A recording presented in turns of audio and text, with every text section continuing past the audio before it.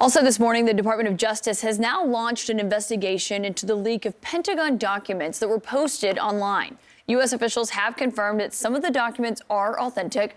The leak poses a serious risk to relationships with U.S. allies and military options in Ukraine. But there is also a concern from Ukraine that the documents may have been altered or maybe part of a misinformation campaign. For perspective on this, joining us now is retired U.S. Army Major Mike Lyons.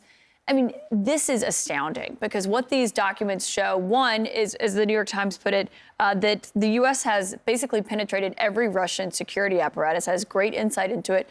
But as David Sanger writes in the New York Times today, you know, this is a disclosure because it's fallout in real time because some of these documents aren't even 40 days old. So you can actually see what they know right now about what's happening in Ukraine. Yeah, that's right. I'm having a hard time getting my head around this. I mean, if there's 50 classified documents, there's 50 separate stories that are going to impact on the ground in Ukraine right now. The fact that they gave away their air defense platforms and where those locations were, the fact troop movements, they're talking about artillery rounds. We all know that Ukraine is running out of artillery.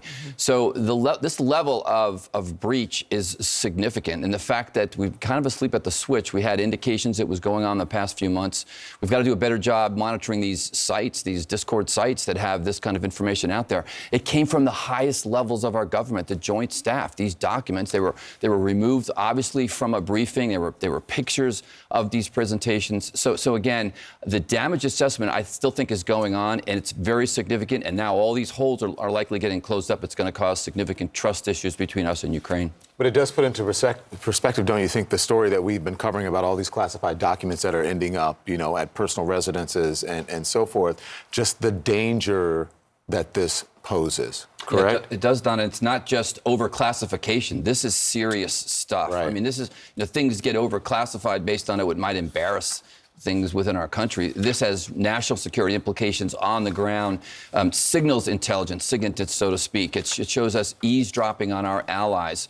It speaks to the fact that humans now, human intelligence sources could be burned on the ground. People could be, lives are at stake now with this kind of stuff. And I mean, Caitlin makes such a good point about like real time, right now, information about Ukraine, et cetera.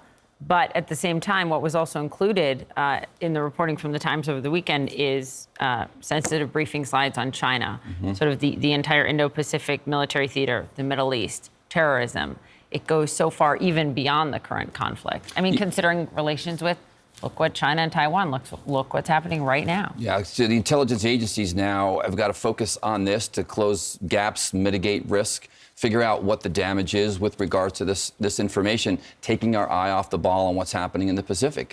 China, Russia could use this against our democratic allies and say, look, why should you trust the United States? You're going to give them information. Some of this information came from other countries. It had certain classifications that only certain other countries had, New Zealand, Australia, not even normal NATO allies, so to speak. So this is a significant breach up there with Snowden, WikiLeaks, and with regard. I hope we're closing ranks pretty quickly to figure out what happened. And the point that David Sanger makes with Snowden is those were things were 3 years old. Right. And this is because of how new this is.